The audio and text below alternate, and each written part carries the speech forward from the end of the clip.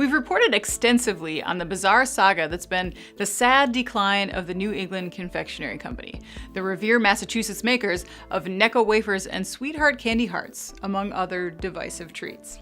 Mary Jane's, anyone? Ugh.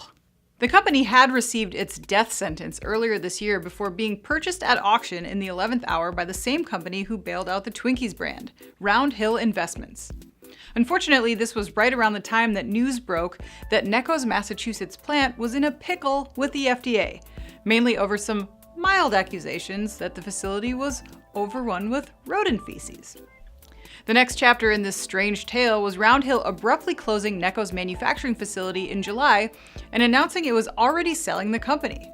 Round Hill told the Boston Globe that it, quote, was very excited to acquire Necco, but after careful consideration, the firm is deciding to sell the candymaker's brands and close the plant. Since that statement, news of several lawsuits has surfaced, the first of which might provide a little more insight into why Round Hill cut and run. Necco's new owners are being sued by a trustee in Necco's bankruptcy case for failing to make the final payment it owed in buying the company.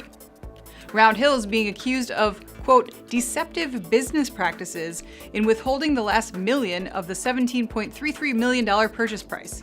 But Round Hill is basically contending that the unfair business practices were the other way around. The buyer claims that it doesn't owe squat at this point because when it won the Necco auction, it was never informed of the aggressive threats the FDA had levied against the manufacturer relating to the sanitation problems at its plant. To add insult to injury, shortly after the sale, media coverage blew up over this gross negligence in a way that was both, quote, stunning and unprecedented, disrupting Round Hill's plans to turn it around. They say their remediation costs in the months they operated the plant actually exceeded $1 million, and that they're off the hook for that final payment.